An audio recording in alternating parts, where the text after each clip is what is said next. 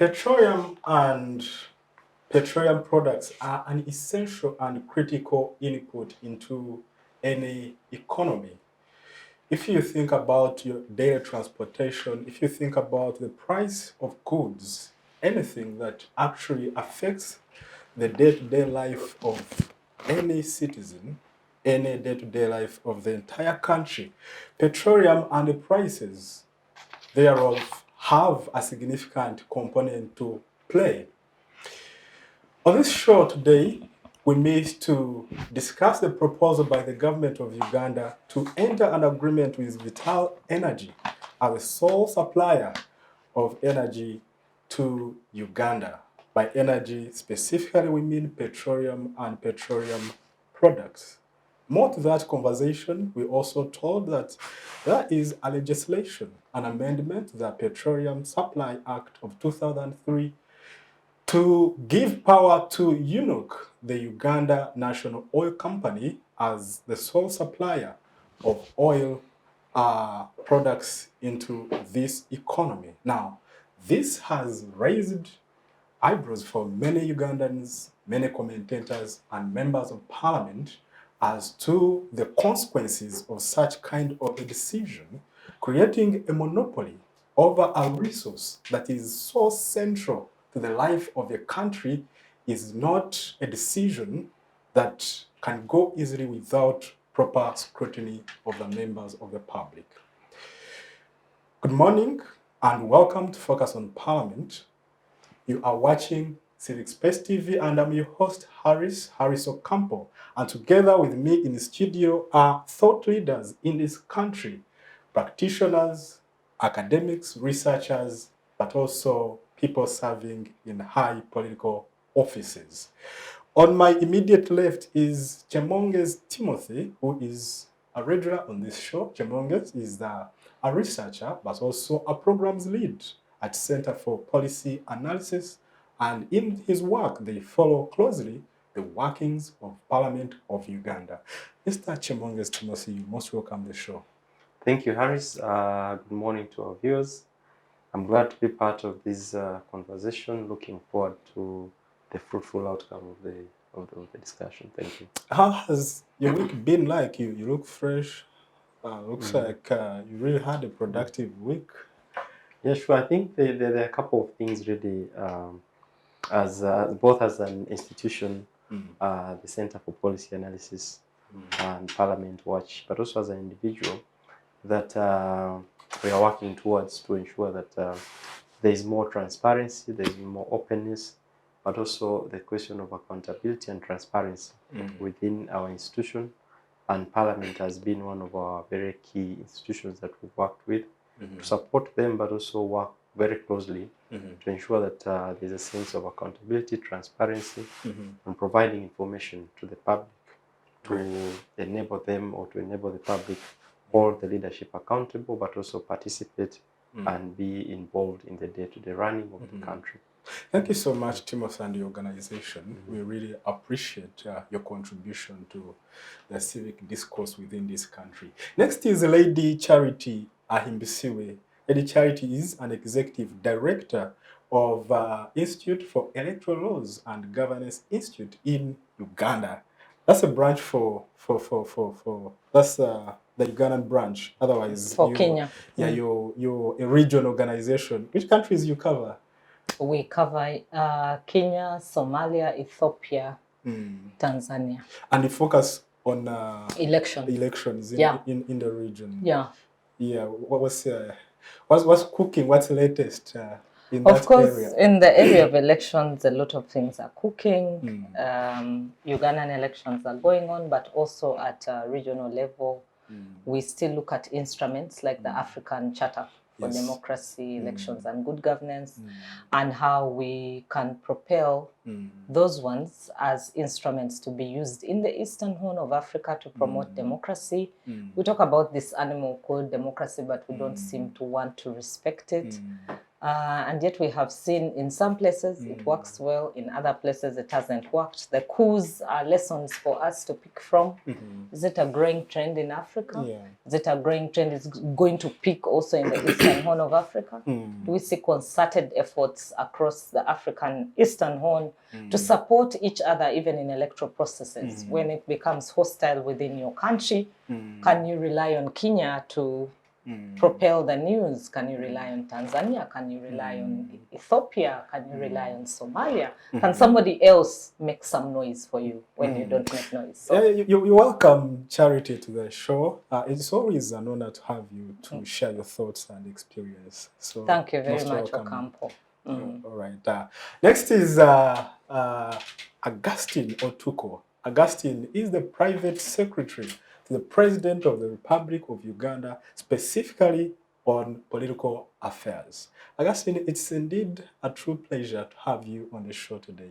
Good morning.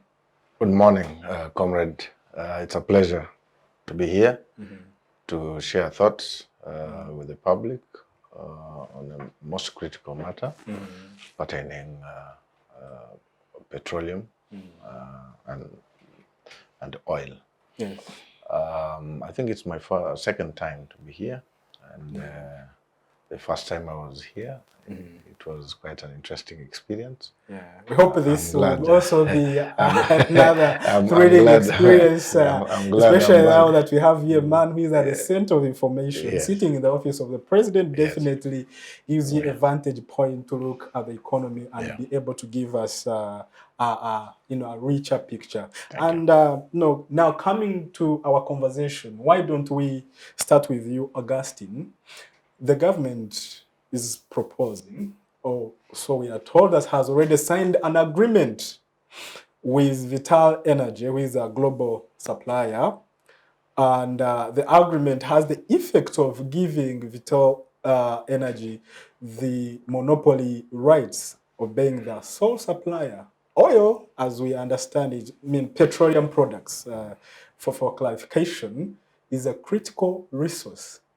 Anything that doesn't go well in the case of a monopoly, it could have far-reaching implications. Lives could be lost, the economy could be shattered, everything can be paralyzed.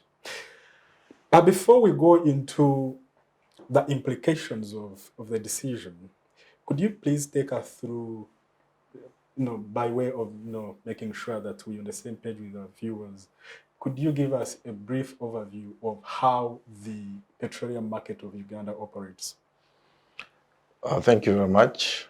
I may not be an expert in petroleum, in the petroleum sector, but I have an appreciation of what the sector looks like. Well, I think it is important for us to appreciate the journey that we have walked in the industry and be able to understand the challenges. And it is, I believe, the challenges that we have encountered along the way for the last so many years that probably has led us to brainstorm. And I believe the experts were able to advise the president respectively to look for ways through which we can be able to manage the sector, but most importantly, without affecting the masses. If you look at how the sector is operating at the moment, there is total liberalization. Exactly.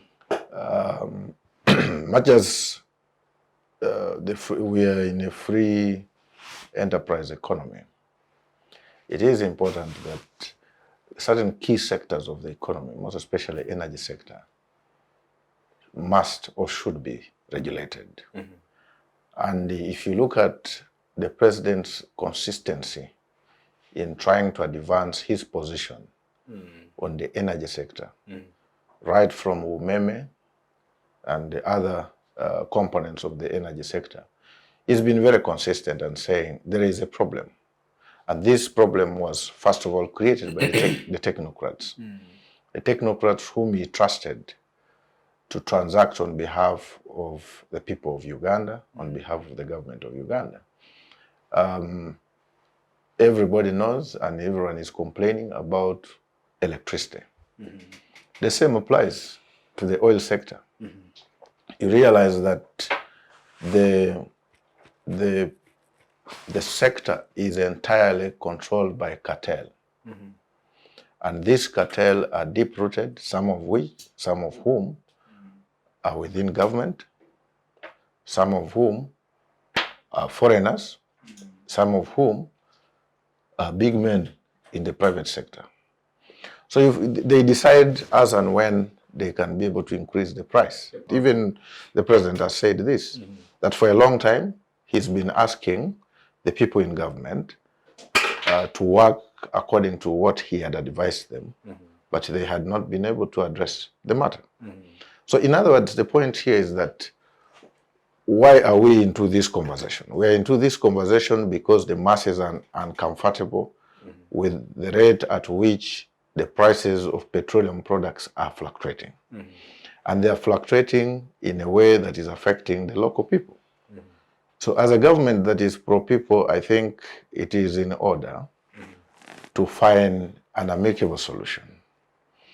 When you look at most of the countries that are progressive in nature, there are sectors that you cannot simply leave. You cannot leave them completely to the private sector. There must be some level of control.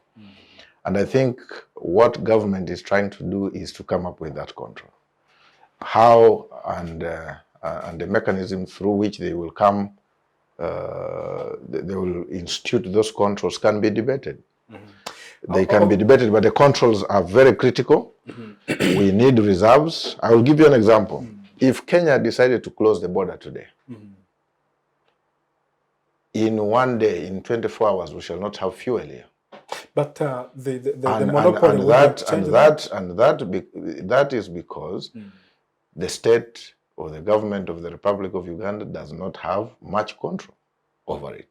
Yeah, but if, for example, you have Uganda, the UNOC, controlling some level of supply, I believe we can be able to sustain. Yeah, we are going to come back to that. We can be able to sustain shortages, and we can be able to control prices. Of course, I know those economists will argue and say that in such situations, we may not be able to, government may not be able to do business. That has been advanced by those who believe in total free enterprise economy. And to me, I think we can be able to have our own model through which we have the private sector, but regulated by government. Yeah, of course, that's a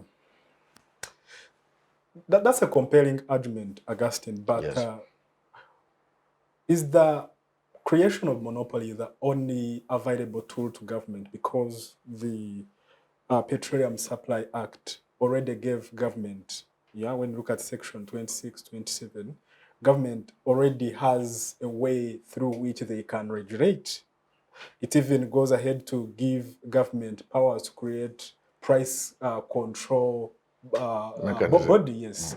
So there are other ways through which, the government could have, regulated this. But I'd like us to come back to that. We're going to come back to that later in the session. But let me bring in Charity now.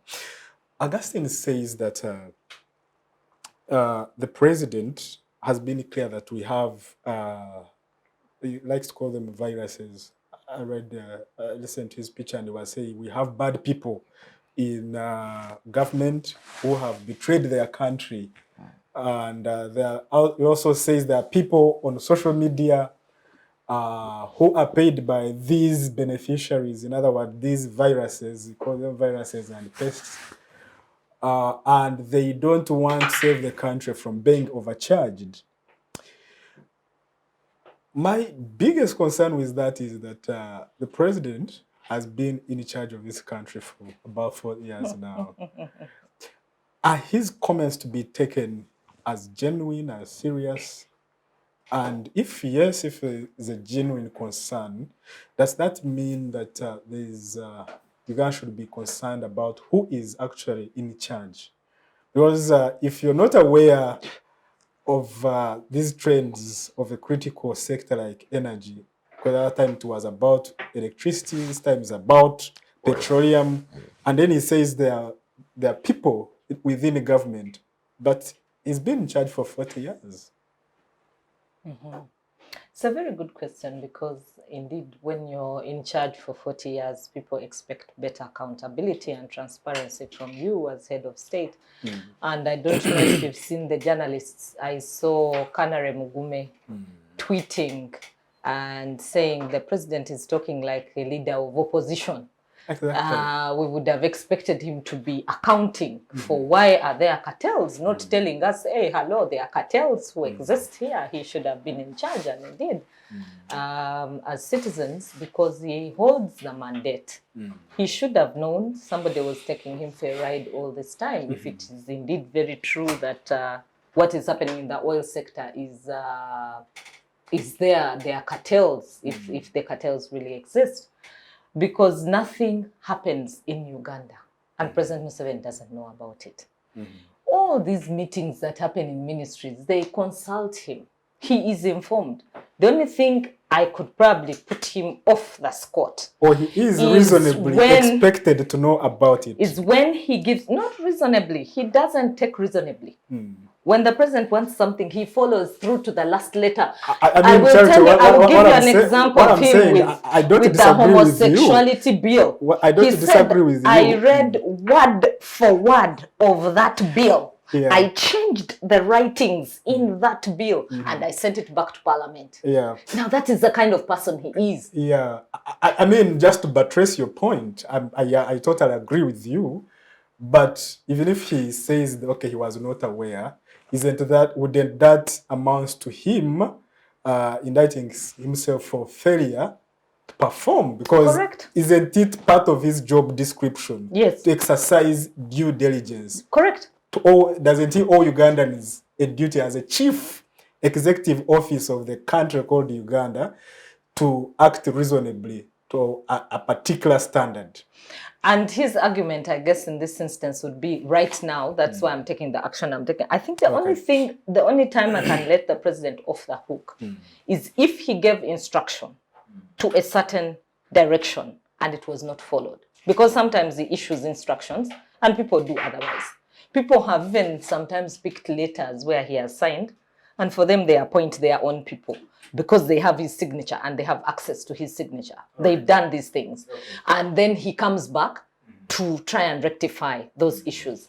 There I can let him off the hook, because in public administration that can happily happen. But for him to come and say cartels have existed and he did not know they had existed until now, the story remains one yet to convince us, because he's in charge of Uganda, and like I said, if he's interested in something, the president will follow through it to the letter. And if you look at the oil sector, ever since the first drop of oil was thought about in Uganda. In fact, there is a time President Museveni came out and said, my oil. If you check back in the clips of about 2000, 2001, you will find that statement of his. He began to organize the sector himself, got people to start going for training. He got to understand how other countries manage oil. He wanted to know what acts are needed to make the sector work out. The Petroleum Act did not just fall from the sky. He was behind the scenes causing this to happen.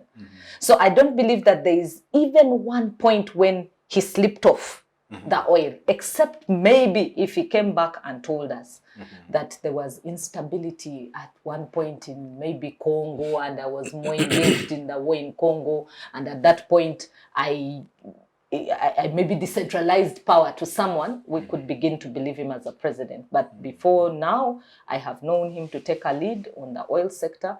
I have known him to know the documentation to do with oil. who is involved in the sector, what are they doing, who is there. He's really been the front runner. So how did the cartels come? Who has been in charge of the cartels? Are we back to the Nuremberg trials? Very interesting questions. We will return to them later. But let me now bring in Chemonges.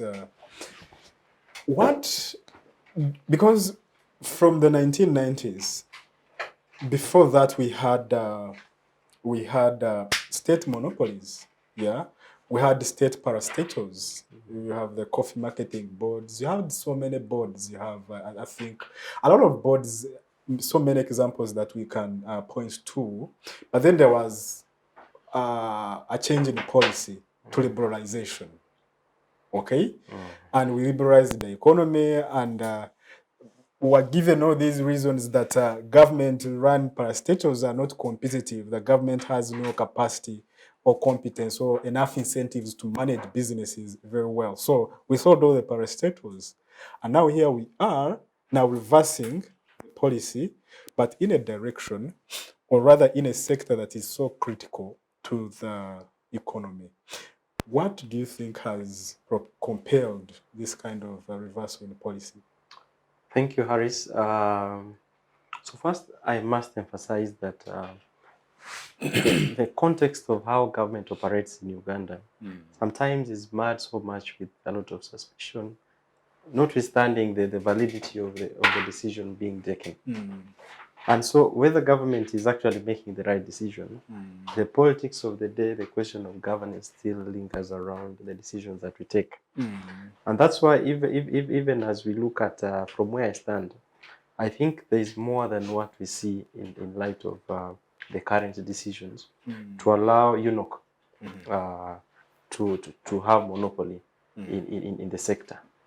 Of course, I've seen the association of the energy and petroleum coming and backing the decision, supporting that we should allow UNOC to take lead, and as and when they may not be able to satisfy or be able to bring on board certain things, then the other entities could potentially be given that option.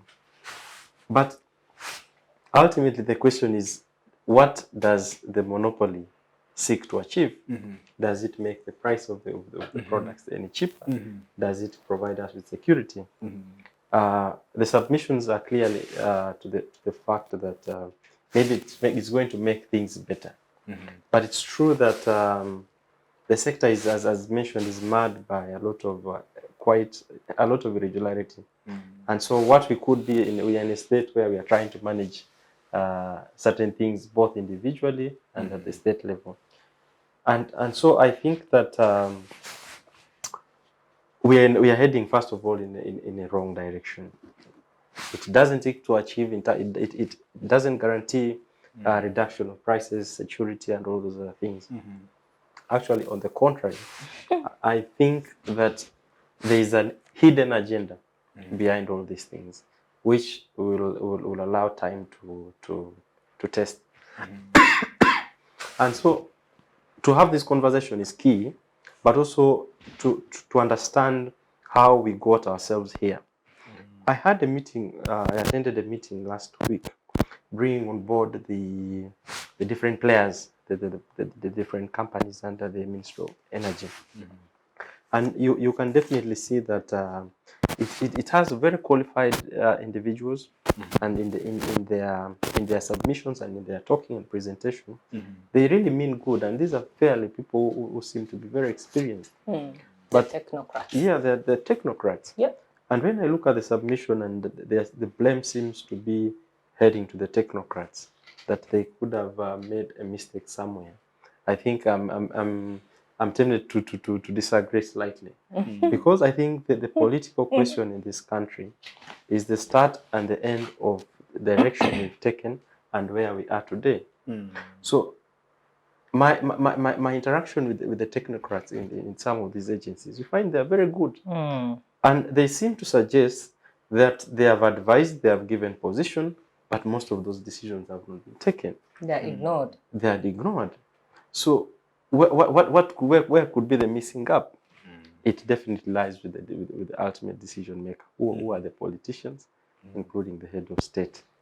And so it goes back. And so this question, personally, where I look at it, I think there's need for more. There's need for more concerted effort in terms of even the conversation and transparency. Question of transparency. Exactly. Yeah. The question even heading to Umeme and all those kind of things. It's true that it's marred by all these cartels and what have you. But the ultimate question is, how did we find ourselves here? Are we just trying to manage PR, or it's something that we hope to ensure that the country is in a safer place as far as, because petroleum and its products, it's quite a very lucrative business. Yeah. And it has a very huge impact in terms of how the country is operating. We are currently experiencing the rise of prices in some of these products and the petroleum. And you can see that it directly affects even how the ordinary citizen does and operates, and even in terms of the purchase. And so for me, the ultimate decision has been, where is the ordinary citizen in this, even as we have these discussions? Does the monopoly reach and have in mind the ordinary citizen? How does it ultimately trickle down, improve the situation of living, both in terms of capacity, but also the ability to purchase and participate in some of this decision making? I mean, and for me, my biggest challenge as I try to digest this is, a monopoly for a product like, fuel, is not like a monopoly maybe over cabbages, over maize, where if there is a shortage in terms of supply along the supply chain, maybe there's a problem, people can easily shift to cassava or to sweet potatoes. With fuel, it's the only available source of energy that we have so far. So it is a serious one, and that's why I would like to ask Augustine. The government of Uganda is not short of brilliant minds, like Timothy has pointed out. And we are not short of good policies, pieces of legislation, really. That is not an area where we point to and say there was a technical failure in terms of proper analysis, that we didn't do enough research, that we lacked evidence. Some of the scientists I've talked to, economic scientists, suggest that actually creating a monopoly is not a good way of guaranteeing cheaper prices to the citizens, because actually by its nature, a monopoly always has liberty. A monopoly has a liberty to decide their prices. Actually, it's open markets which ensure that the citizen has value for their money. So are there other factors that maybe you can point us to that were more compelling, so compelling that the government underlooked these fundamental economic theories that are clearly against establishment of monopolies? Thank you very much. Economic theories are always debated. There is no perfect economic theory that we can look up to and say, this is the perfect one. We cannot. Every economy is peculiar in its own way. And these theories keep improving over time. And as more research is being done, new ideas emerge. When you study the economic model of China, people call it a communist economy. But when you study it carefully, it is a privatized, partly privatized, but heavily regulated. Why do they apply that kind of policy? They were able to study their population. They were able to study For avoidance of their doubt, nature. Augustine, for Yes. avoidance of doubt, Yes. the Chinese model is that the government establishes corporations Yes. and invests heavily in them, Yes. and then puts them on the market to compete Yes. with everyone. Yes. Yes, I just thought Well, you should clarify. the point I'm making is that they have a peculiar kind of economic system that applies to their society and applies to their situation. So the point I'm making here is that we can be able to forge our own kind of theory that is applicable to our situation.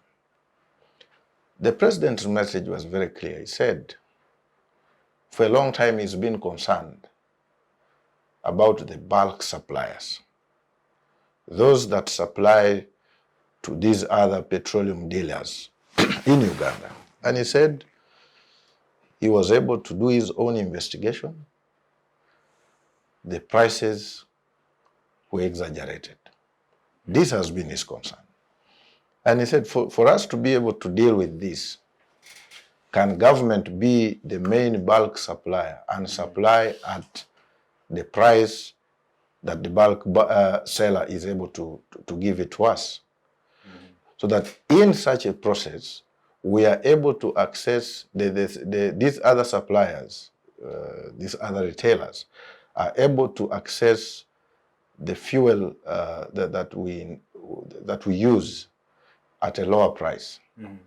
And once they have accessed it through UNOC at prices that are affordable, there will be no reason why they should hike prices. Because at the moment, we don't have that control. There is no clear control mechanism through which we can be able to control the bulk, the bulk suppliers to our economy. That's where the issue is. And the counter argument government is not going to retail. What I want to clarify is that government is not going to do the retailing of the fuels, of the oils. Government is saying that can we deal as government, be the main dealer with those that supply us, with the main supplier, so that we can be able to have that control between the intermediaries and the suppliers. Okay, that is the issue. And I think let's clear and understand this. Yes. For our viewers, because I think this is where there is the crux of the matter. Yes.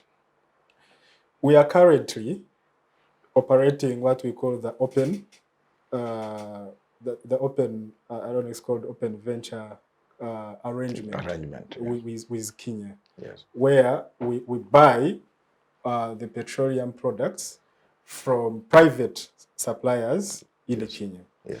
Sometime in April, the government of Kenya took a decision and changed their policy.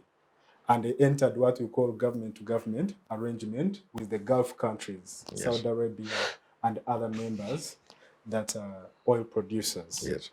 So that means that Uganda had to have an arrangement with the government of Kenya Yes. in order to, have the petroleum. Yes. However, government says that Kenya would take, understandably so, would take the interests of the Kenyans first, so that sometimes when oil comes that is destined for Uganda, the fuel that is destined for Uganda is diverted to meet the interests of Kenya. Well and good. It's understandable. Now, what government is proposing is that we have a monopoly, which is Vitol, monopolist is Vitol, which buys fuel from the oil-producing countries. Are we together? Yes. And then Vitol sells to UNOC. UNOC, yes, which is a Ugandan government-owned company. And then this UNOC sells to local marketing companies. Yes. Are we together? So at that level, you have two monopolies. You have Vitol as a monopolist at the global level, and then you have UNOC as a monopoly supplying. Why is it hard for us to have an arrangement where government instead capitalizes UNOC and becomes competitive, but leaves the market open? Why can't we have, for example, Vitol supplying to any other companies that would like to supply petroleum to Uganda, or any other competitors of Vitol, so that, you know, even if we have a monopoly of UNOC, but UNOC can buy from any other suppliers? I think that's where there is the main question. I think that debate will progressively be addressed, in my opinion, because the immediate concern is to be able to address the issue of the cartel that is charging higher prices by first having UNOC be the sole the procurer of the oil from Vitol. Now, but I believe as time goes on, government will consider the concept of the Kenyan government by having a government-to-government kind of relationship by capitalizing UNOC. But these are conversations that I believe will come subsequently. But for now, what are we trying to address? For you to transform the people of the Republic of Uganda, the energy sector is very critical. Exactly. Whether it is electricity, whether it is oil. Without oil, without electricity, you cannot transform. So the president is trying to address the issue of electricity at the same time the issue of oil. And I believe this is the journey that he has embarked on. Great. Charity, the intention is good. The question is the process legally founded? In other words, is there a legal framework that can back or can be that supports what the executive is proposing to do? So the framework seems to exist, but legally, I think there is nothing you can fault the government of Uganda on right now if you look at the Petroleum Act. Okay. And the way that act has been crafted, and UNOC being a major player, and the amendment that was tabled in Parliament then strengthens that body called UNOC. However, because Uganda is the Ugandan laws do not exist in a vacuum.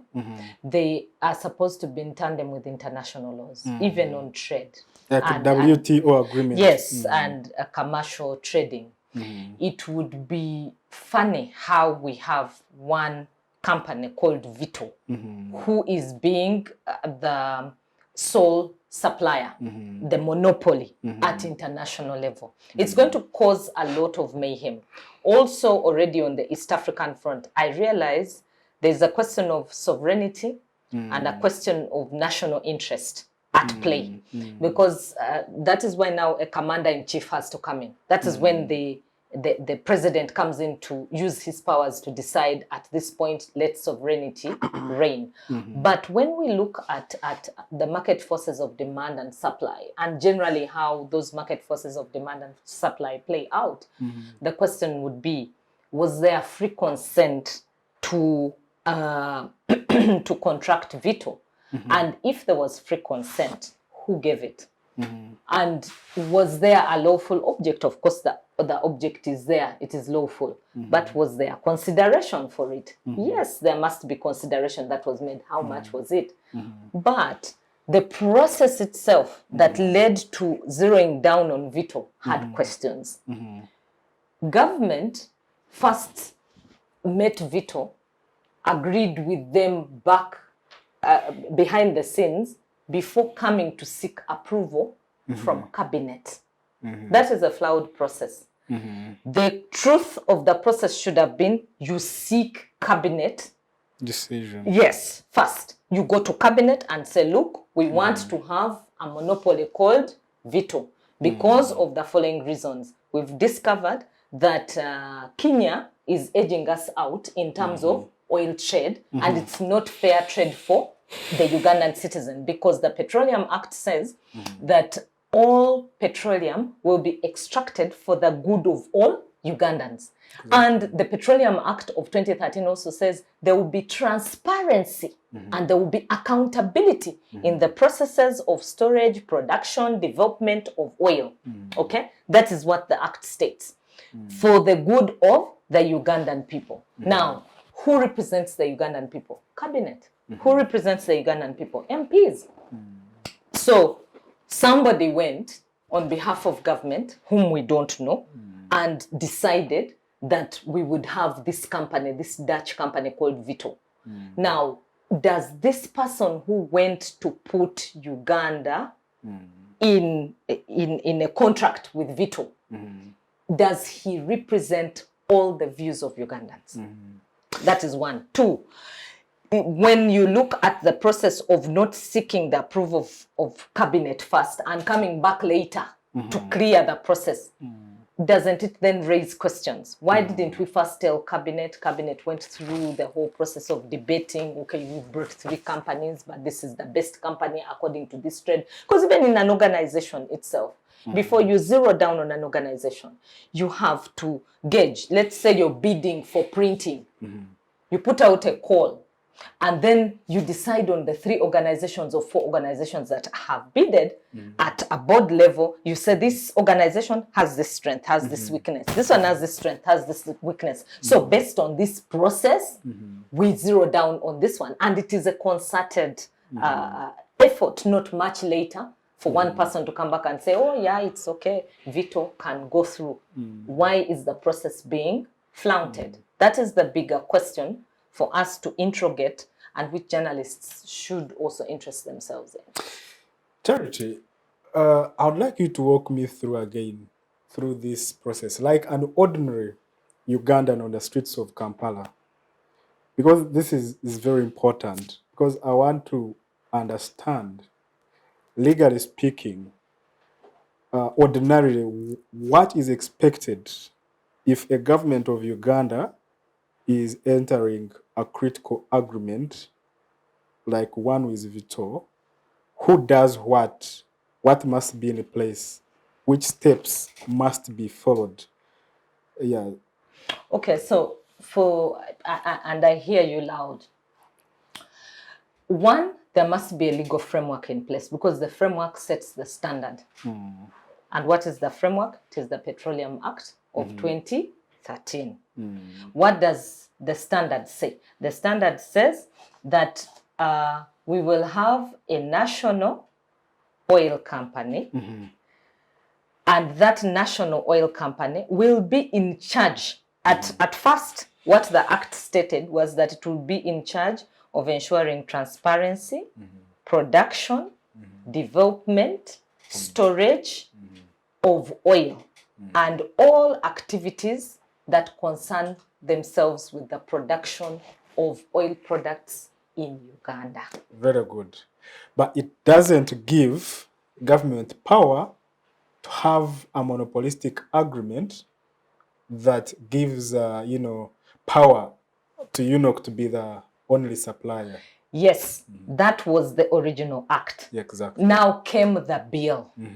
So the bill realized that the act did not give the Uganda National Oil Company monopoly in the supply, production, development, and management of oil.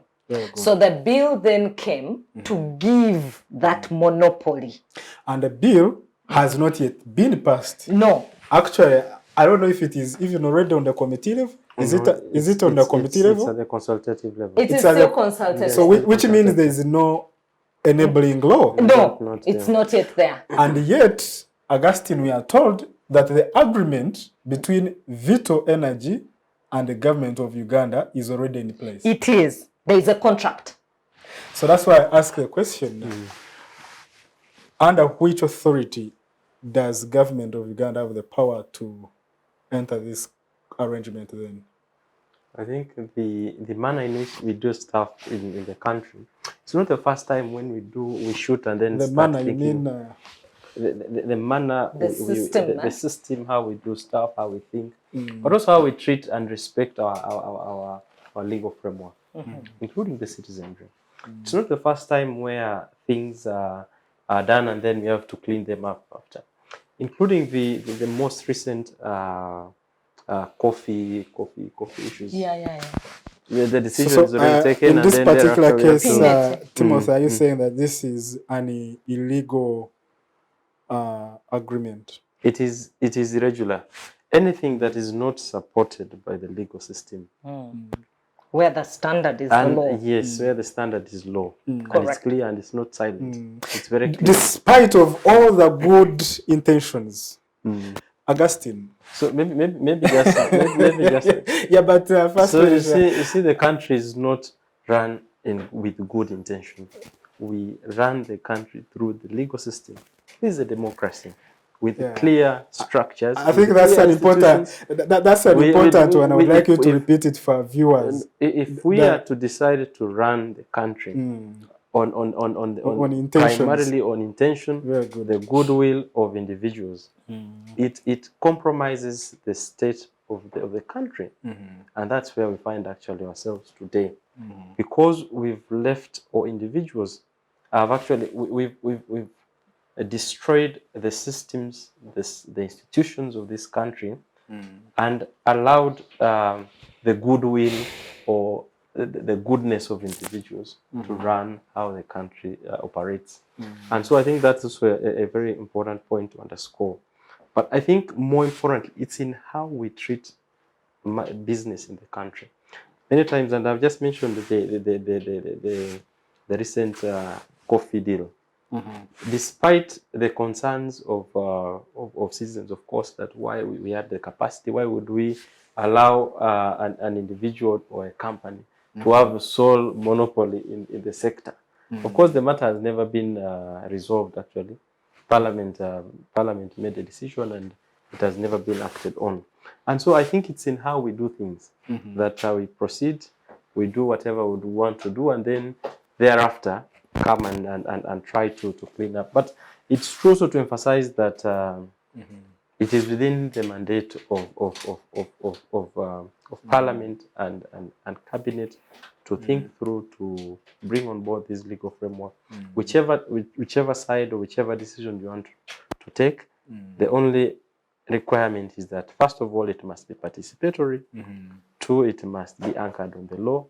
And 3, it must make sense equally to the ordinary citizens. It must be participatory. It must be legally supported. Ladies and gentlemen, we are going to take a very short commercial break. And when we return, we shall continue with the conversation, specifically interrogating the implications, both short-term and long-term, on the consumer prices and the greater Ugandan economy. Don't go away. Digital rights are those human rights and legal rights that allow individuals to access, use, create, and publish digital media, or to access and use computers, other electronic devices, and telecommunication networks. Digital rights include a right to freedom of expression, information and communication through technology, a right to privacy and data protection, a right to credit for personal works, a right to universal and equal digital access, a right to identity, a right to anonymity, a right to be forgotten, and a right for protection of minors, among others. The state's digital rights are frequently violated through various unfair actions, for example, blockage of websites and social networks, theft of credentials, unauthorized use of people's data for personal gain, privacy intrusion, online censorship, arrests and intimidation of online users, internet blockages, and the proliferation of laws and regulations that undermine the potential of technology to drive social, economic, and political development worldwide. It is hence every citizen's responsibility to respect rights of other digital users and to speak out or report to the responsible parties when one's rights are violated. Welcome back. You are watching Focus on Parliament. I am Hariss Ocampo, and with me in the studios is Timothy, Charity, and Augustine, and we are exploring the implications of the decision by Cabinet to reach an agreement with Vitol Energy as the sole supplier to UNOC, also a sole supplier to Uganda marketing companies. Before the break, Timothy hinted on the participatory nature, the requirement for accountability and transparency when government is dealing in such kind of agreements. I would like to come to you, Charity. What do you think should have been done before this agreement coming to life, in terms of procedure, in terms of engagement of the members of the public, so that we are sure we are getting a good deal? So you see, the Petroleum Act says government will create a conducive environment for all players within the sector. And it would produce a conducive environment where they ensure that even the citizens who are going to be affected by production, storage, management, and development of oil have a say in the oil process. But what we saw happening was that the citizenry were just on the receiving end. We just got to know that now the Uganda National Oil Company does not have monopoly in the market according to the Act of 2013, but now there is need for it to become a monopoly such that we stop Kenya from taking advantage of Uganda. Of course, the president had gone to Kenya, and we had seen on news that the president was in Kenya over the issues of oil, and he had a discussion on how it was disadvantaging us as a country. But the citizenry did not know before now why we were being subjected to all these high prices. Remember that during COVID-19, when the prices shot up, we also saw an increase in thousands of petrol stations. Everywhere petrol station was being built by some people who seemed to have a lot of money. And those petrol stations were functioning very well. They had big high prices, 6,000. Every morning you woke up, 5,300, 5,400. The prices were just shooting. And as they shot, the Prime Minister said, no, they will not go beyond 5,000. They told Shell. Shell said, no way, we are going up. And Shell went to 5,500. Then before that, total was 5,600. We kept waiting. There's a time when people even would tweet, and it was coming to 7,000 during the time of immediately after COVID or within the COVID season. And so the question was, for us, we are here, we are grasping, we don't even know how to move. The prices of oil are going up. And therefore, it meant the prices of food would go up. The prices of products were going to go up. And we didn't have money because we were also coming out of a lockdown and we were within a lockdown.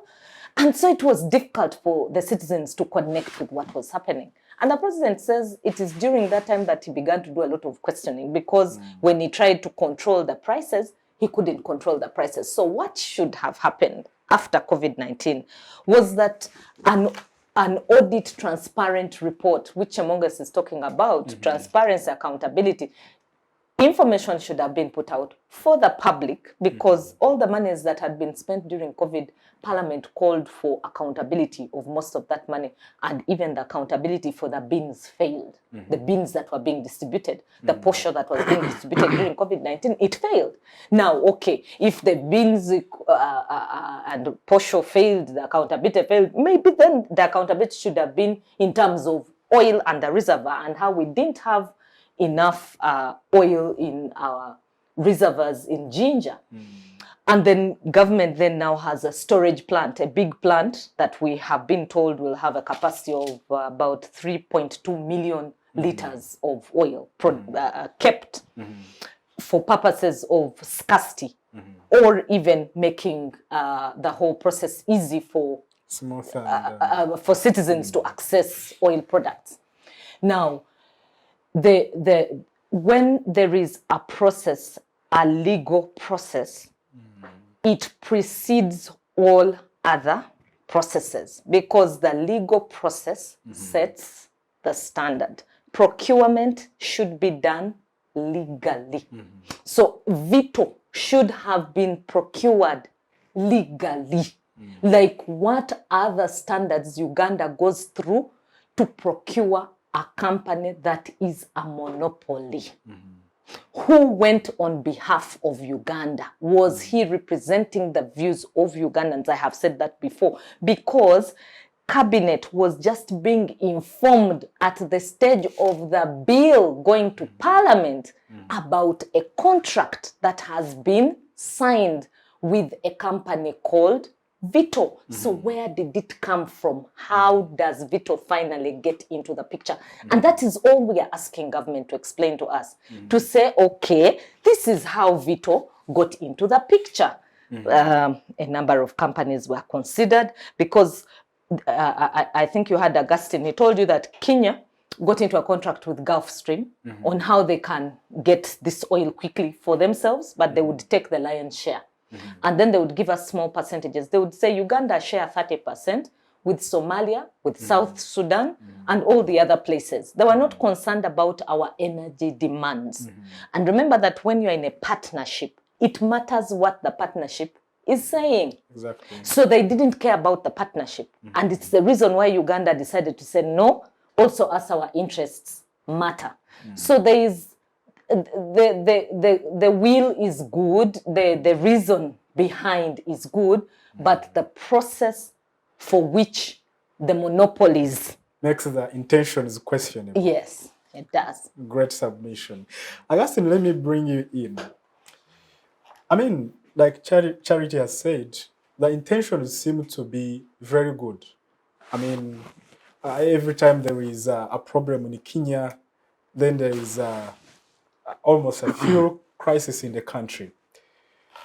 But Ugandans at the same time have reasons why they should be skeptical. I mean, Lubowa, the Pineti coffee deal. Should Ugandans be aware that this is another of those kinds of deals that have cost the country a lot of money? As government and the people of Uganda, we have observed several scandals that are relating to the projects, for example, that you have mentioned, and many more others, where a lot of excitement is created, and the citizens become very hopeful that probably we in government are attempting to address issues that affect them. But unfortunately, over time has proved some of these projects to be a fraud. And I think the Ugandans, Ugandan citizens are right to worry. When I listened to the president's argument, it goes back to what my sister Charity was advancing, that actually there was a problem.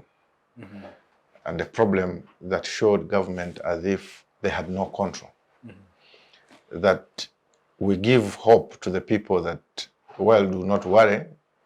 We believe the factors that affect the forces of demand and supply will be managed. But unfortunately, the people in a capitalist environment, in the free enterprise economy, are the ones that drive the agenda. Why? Because it's their money, it's their business. They can decide and say, we bought it at a higher price, even though they bought it at a lower price. But because you have no control, they have paid taxes, you will not control them on that basis. So I think the issue is that we can debate the process. We can debate the process. I'm also aware of situations across the world where such decisions... Are you convinced that it was regular?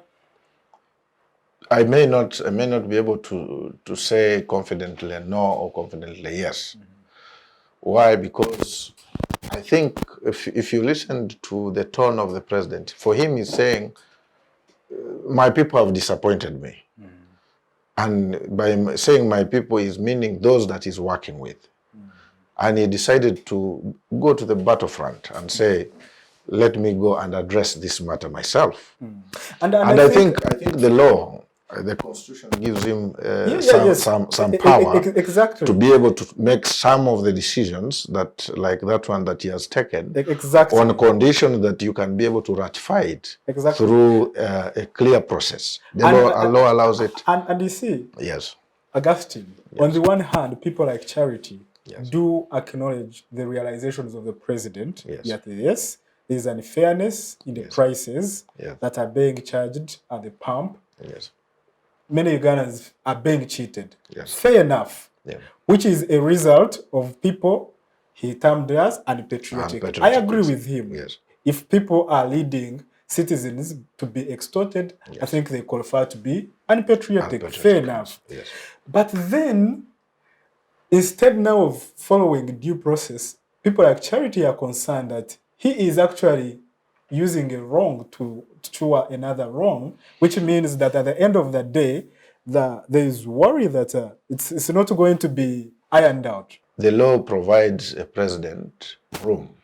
The 1995 Constitution gives him this much power, and that power can be ratified. The problem would come in a situation where the president completely ignores the law and refuses to go back after making a decision outside the normal processes of bottom up, I may call it bottom up, where you begin from the consultative approach involving the stakeholders and so on, then competitive bidding, as clearly laid down in our legal processes, including the PPDA and so on. So for clarity, I agree. For clarity, Augustine, the power you're referring to for the president where he can act without approval of parliament and then seek retrospective approval is only in limited cases, usually in cases of emergency, cases of war, cases maybe of a pandemic, where normal processes become very hard to follow. But we are under normal situation. I disagree that the president, under normal circumstances, has such a power to act without parliamentary approval. What may be an emergency to person A may not be an emergency to person B. As I said before, the sector is very, very critical. That if you don't move in quickly to be able to regulate it, you are going to find a situation where the population, the business community, and those in the manufacturing sector will actually be in disarray. Why? Because of the prices of fuel. I remember immediately after COVID, before COVID, we were paying, between Katakwi to Soroti, we were paying 5,000 shillings. But immediately after COVID, actually during COVID, we were paying 15,000. Meaning what, in the public transport? Public transport. So then after that, because the explanation is the prices of fuel. Then eventually the prices dropped to 10,000. It never went back to 5,000. Why? Because what drives the prices and the agenda in the production sector, in the manufacturing sector, in the transport sector, is actually the cost of energy, whether electricity or oil. So I think the president making a decision of that nature can be debated whether he made it as an emergency or he decided to come in to rescue a situation that was dire for the greater masses of the people. The point is that I am not very conversant with the article that gives him that veto power to make such decisions. But I think the decision to bring it back to cabinet and to parliament is good enough, is evidence enough that the president respects the laws of Uganda, in my opinion. Well, we'll not go into the legal gimmicks, but I am convinced that he doesn't have such a power. He only has it in emergency situations, and even then there are procedures. He has to declare a state of emergency and then proceed. But let's not take the conversation there. I would like now to bring in Timothy. Where is Parliament in all this?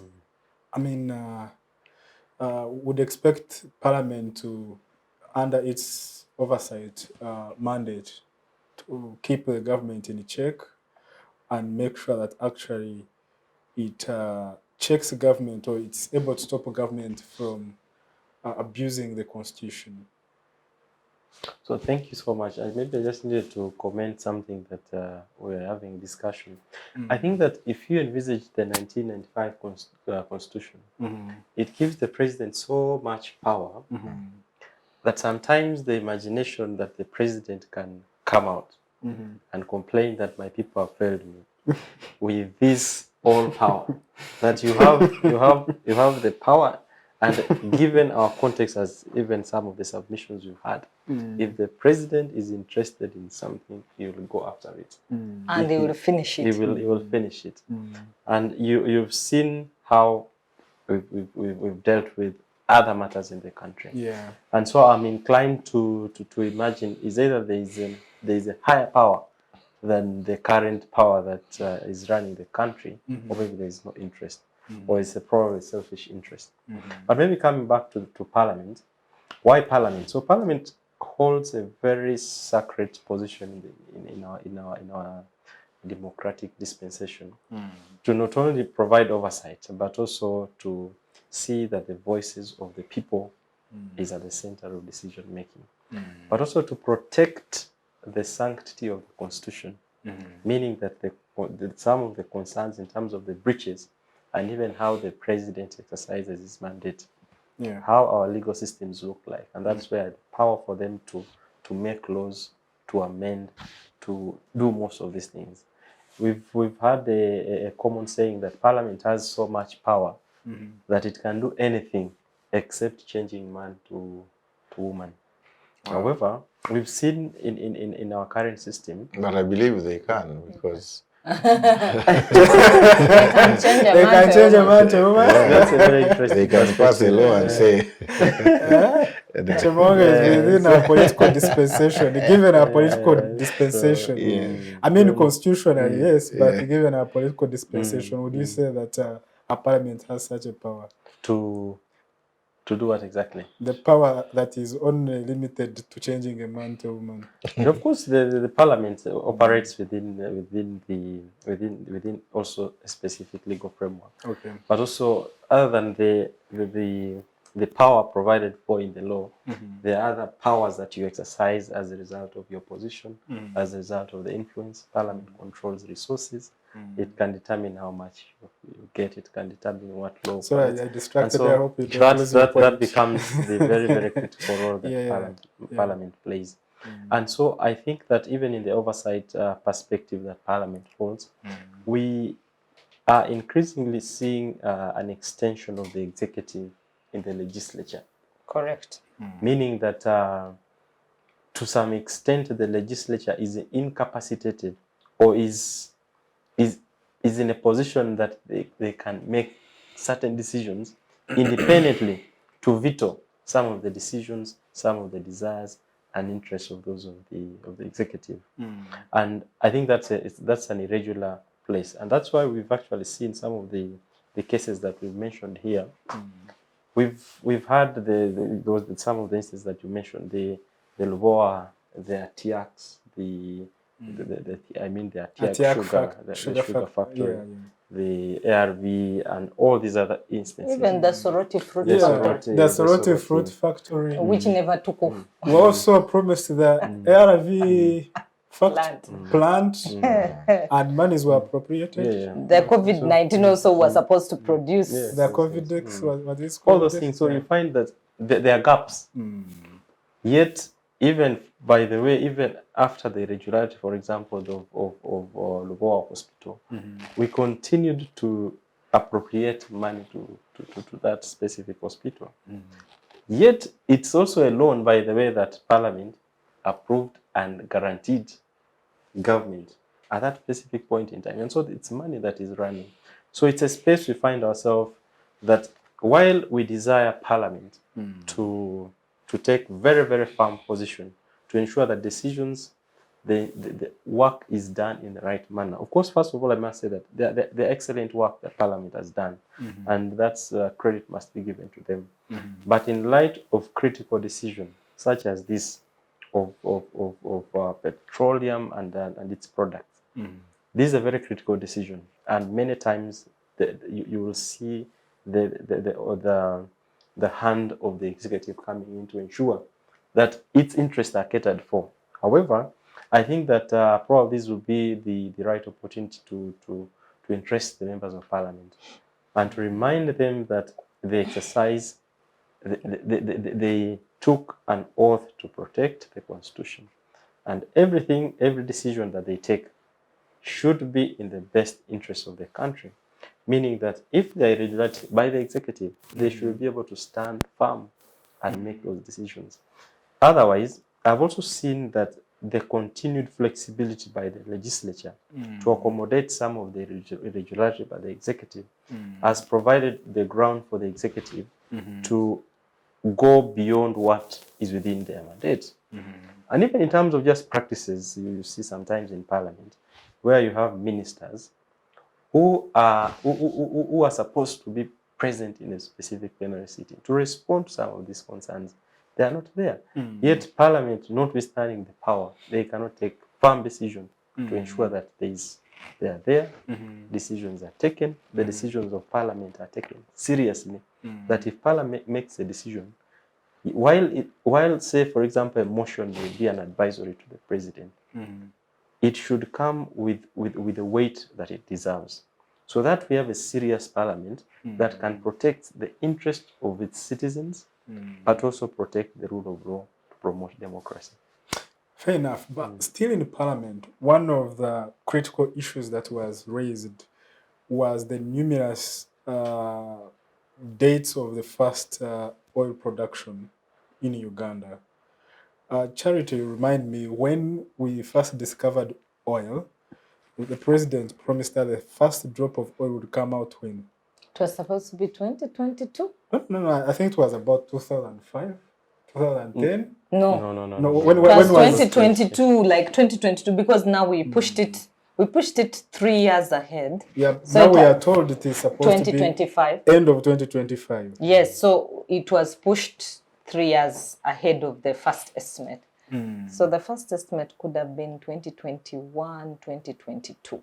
I think that was the first. Yeah, and the minister in response, he said that one of the reasons why there's been such numerous postponements that there are several saboteurs, especially in the civil society, who have been decampaigning the oil sector. That I have there to is laugh very loud. there is a lot of decampaigning of the oil sector, and that in that respect, the civil society are working in the interest of the imperialists. So Chemonges-Associate and Ahimbisibwe charity. Let they Chemonges are the first people give a in the- short ban. But I must say that civil society has been unfairly judged for promoting the ideals of the imperialist. And why I state this with affirmation is because everything civil society does is constitutionally driven.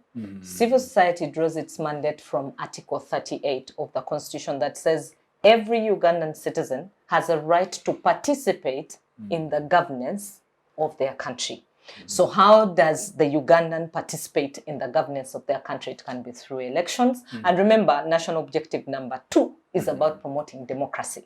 Now, and that objective says nothing shall be done in this country without consulting the people or doing it on behalf of the people. And the people's voice will be represented by their representatives across the governance chain. Very serious wording here. Go back to national objective 2 and then tie it in with the preamble, with the people of Uganda. You know, I love this constitution. Yeah, I don't know why people don't even love it itself. Then comes Article 38, that we, the citizens, have a right to participate in the governance of our country. And how do we participate? Starting through elections, through civic engagement. Civic engagement is broad. Civic engagement includes civic participation. It can take the form of education. It can take the form of pushing government for accountability. It can take the form of petitioning parliament, petitioning the courts of law, petitioning even the president on an issue that we think affects us as citizens. So everything you say, even the minister, when he accuses us of representing the ideals of the imperialists, then that constitution there is an imperialist's constitution. Augustine, maybe just to make a comment. Yeah. I listened to the minister, and the minister derives Honorable Nankabira, right? Nankabira, yes. She derives her statement from the president's consistent presentation. The president of the Republic of Uganda has been advancing the idea of building a pipeline and a refinery for the people of Uganda. And this refinery would have been the first in Africa, but now it's going to be the second. Because Dangote and I think his other partners have been able to put up a refinery in Nigeria, but more of a private refinery, because largely it's owned by private sector. The government has simply shares into it. The point of the refinery is that we can be able to process petroleum products by ourselves here. The things that we have been importing largely that are very critical in our energy sector would be addressed here. The unfortunate bit of it is that, of course, we as a country may not have the bulk of the money that we need to run some of these projects. So we source some of this money from external financiers. And these external financiers, of course, also have interests. And some of the interest is to fail the refinery, because once Uganda is able to complete the pipeline and the refinery, it means we are going to be economically empowered as a country. Most of the money that we have been borrowing, we may not be able to borrow again, because we shall be exporting the oil to our neighboring countries and beyond. And I believe when the president, or Honorable Nankabira, says there has been sabotage, yes, indeed, in the international scene there has been sabotage.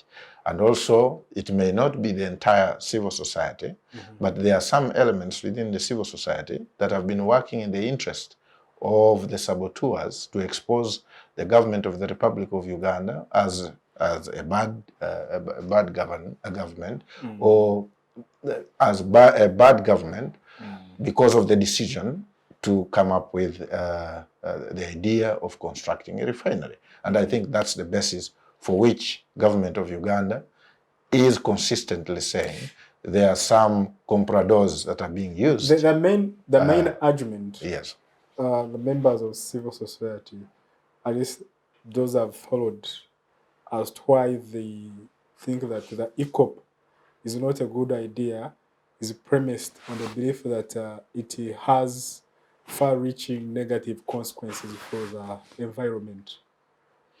we have listened to this, but you see, environment, if you looked at Europe and the US and all those countries that have developed, these people own pipelines.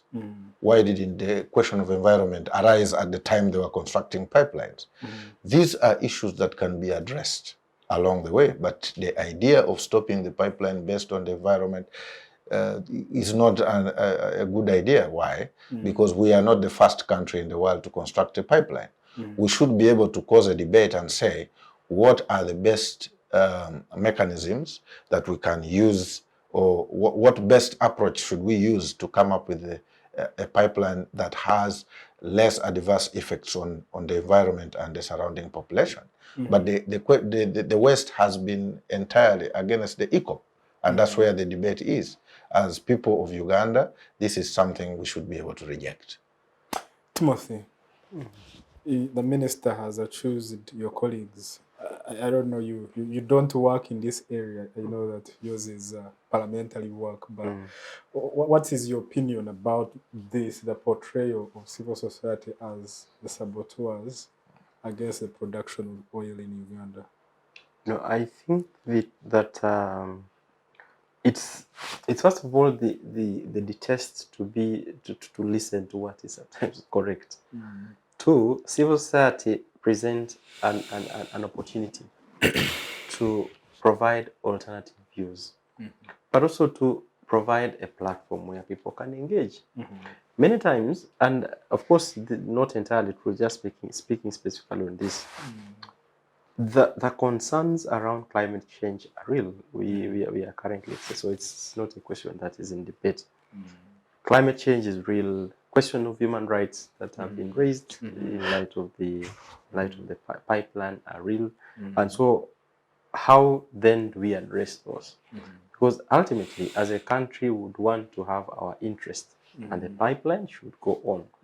However, there are issues that have been raised. And so the question is, how else is it possible for us to address the issues? Listen, have a discussion, and then we proceed. Of course, many times there has been those instances that as a result, if you try to push a bit harder, you will be perceived to be either against or to be pushing maybe someone else's interest. But just maybe to emphasize the role that civil society play. And this country, if you look at the work that civil society, both in the humanitarian, those that are involved in the governance and democracy work, and all these other spaces, the role of civil society, the civil society has really done a good job, both in terms of civic sensitization, even what charity is doing, and the colleagues, those that are in the humanitarian work, including the refugee work. So clearly there is work, and there is without a doubt. Without a doubt. So the continued mischief or looking at civil society as either enemies or as people who are trying to serve interests of a specific group of people, definitely. And even in the most contentious discussions, such as even the LGBT community and the laws and that kind of thing, many times those are likely to be perceived that civil society is pushing and championing a specific cause. But that should be an opportunity for us to have a discussion. Listen to what's the other group saying. Definitely, we're in a democratic space. The majority have their way, the minority have their say, which is primary and key. Definitely, there is no any doubting about the critical role that the civil society plays in this country or any other democratic nation. And if we're really to have a conversation about the role that the civil society has played in this country, would write a voluminous book about it. But my final question on the issue of production of oil in Uganda, and I think this should go to you, Augustine. Are you hopeful that we shall see ECOP, we shall see the refinery in Uganda come to light? And I ask this because we understand that the direction of the biggest financiers, the global financiers in energy have shifted. They are now looking at clean energy. They are moving away from fossil fuels.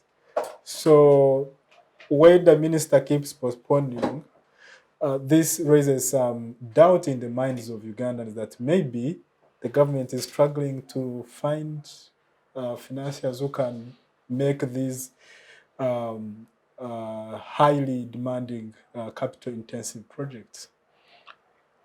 I am very much hopeful, my brother, that both the ECOP and the refinery are going to come to pass.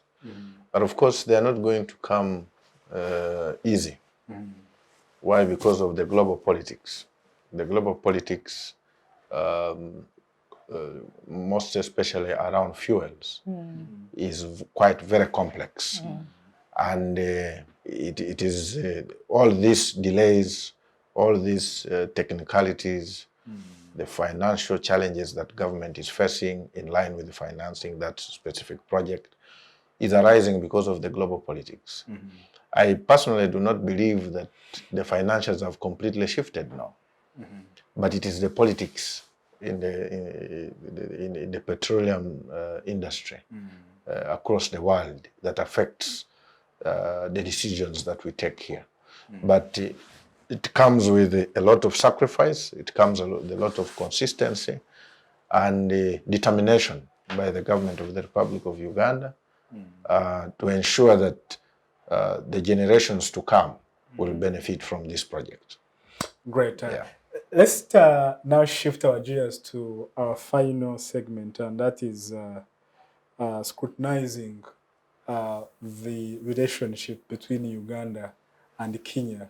You know, before leading to this agreement, there was an impasse on how to, deal with the oil, because we've been heavily reliant on Kenya for our fuel needs. Yeah, Kenya is one of our critical trade partners in the region. Yeah, we trade a lot together, and it's our main entry point for most of the imports and of course our exports for that matter.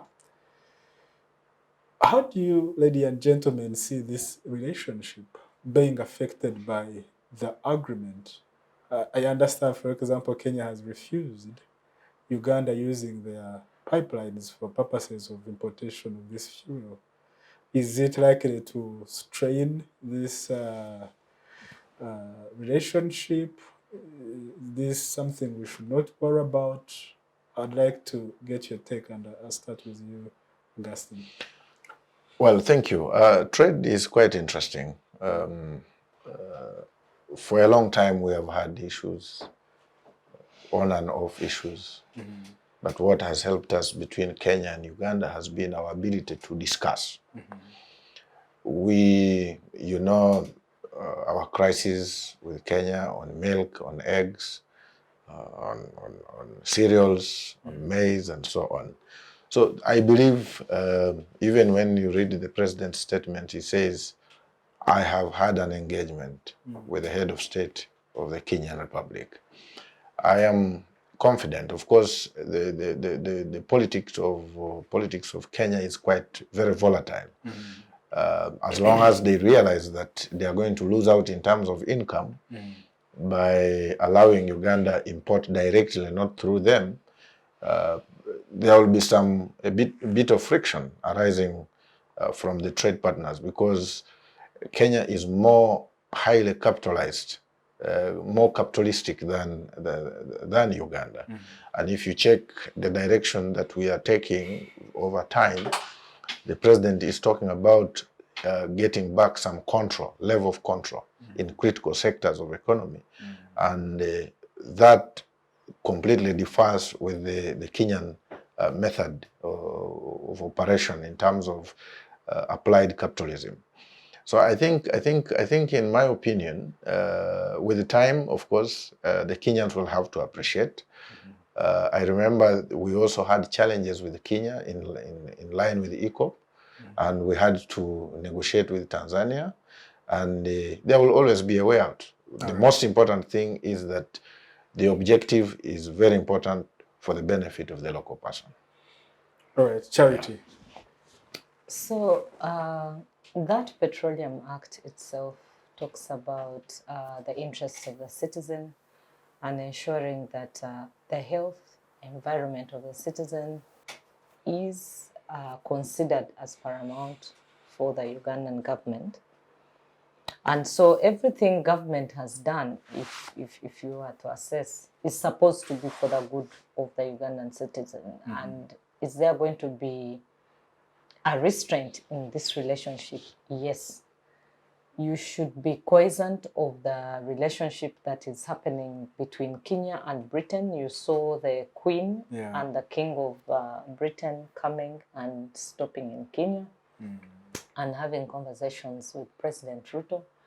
You also saw the Americans taking Ruto for quite a number of conversations, and if you've seen, Kenya is being positioned. Serious partnerships with a lot of American companies. Yes, and Bill Gates, I think, has pumped quite a bit of money into Kenya in terms of planting trees, GMOs, and those kinds of things.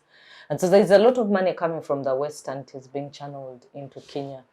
And it's also meant to kind of buffer it like a sport to cause a shift in power balance within the region.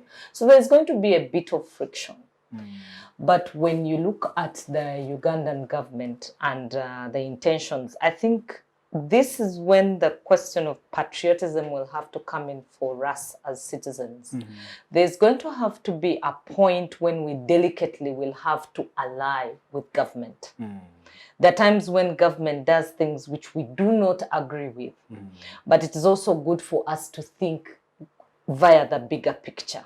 Strategically. Yes, because at the end of the day, when we simply oppose or when we just come out and scream about certain positions and we can't compromise, how does it affect us eventually as a people? And then do we regret, and how do we fix it after we have regretted? So at this point, when they might be pulling of ropes, we should remember the global politics, the underhands, the invisible ones that are working behind the scenes to cause an imbalance. He already alluded to the one of milk, and you saw us lose a lot of money in terms of the milk. So when you have contracts with people, you trust them, and you trust that this contract will go on until when you, the two parties, agree to set it aside. You saw Brookland closing in Uganda, Brookside. And during the time of Uhuru, it was working too well. And we had many of our milk producers here exporting a lot of that milk.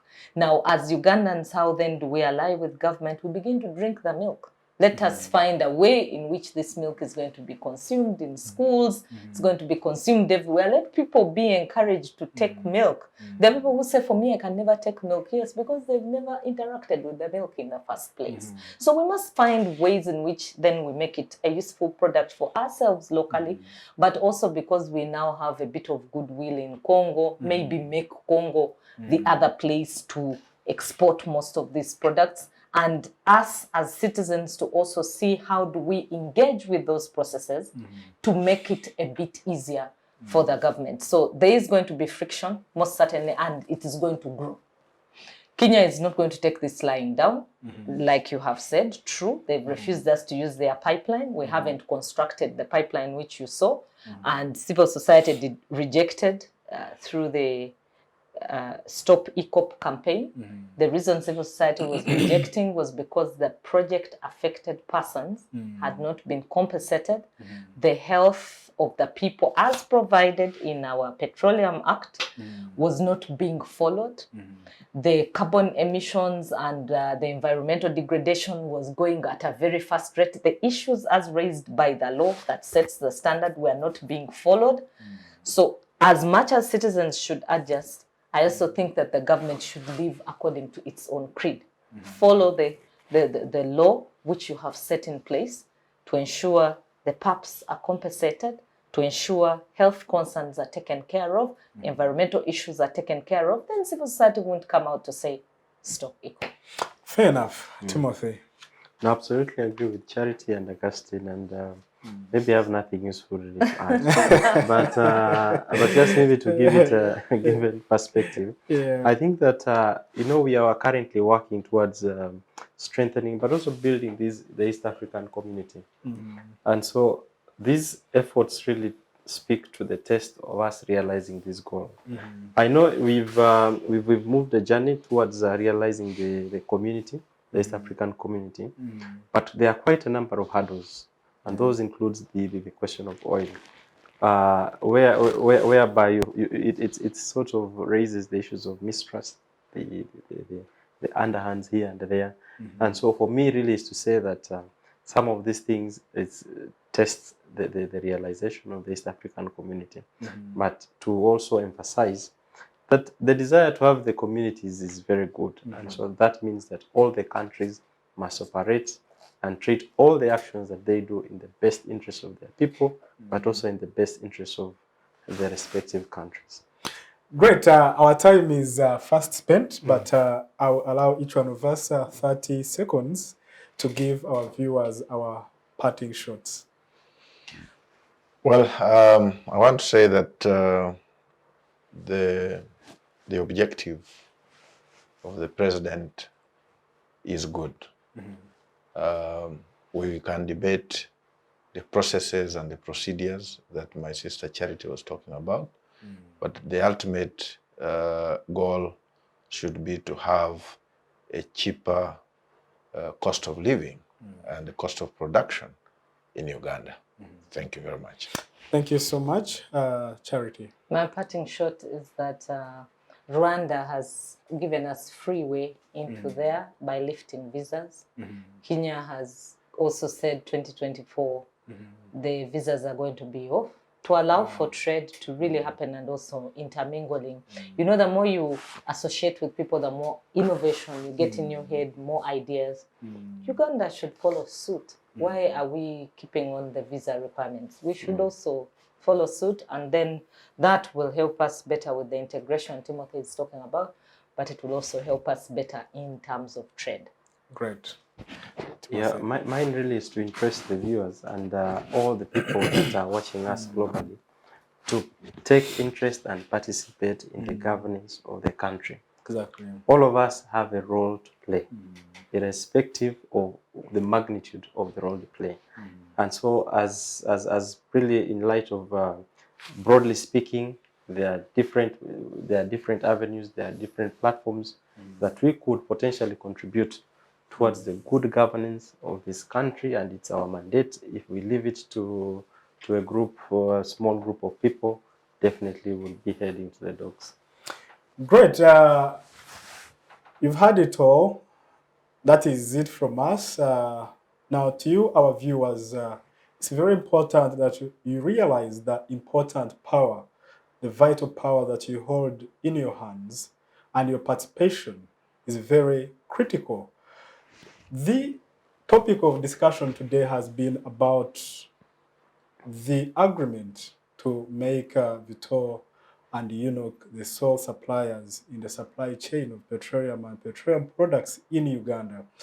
Like we said earlier, this has far-reaching implications for each and every individual. So get involved, participate as a citizen of this country. Don't undermine your citizenry agency. Augustine, Charity, Timothy, it's been a pleasure indeed. I've enjoyed hosting you. I look forward to hosting you again. To our viewers, it's always a pleasure to have you every Saturday morning tuning in. Focus on Parliament. From the crew and myself, I've been your host, Hariss Ocampo. Wish you a very nice weekend. Take good care of yourselves. Bye-bye.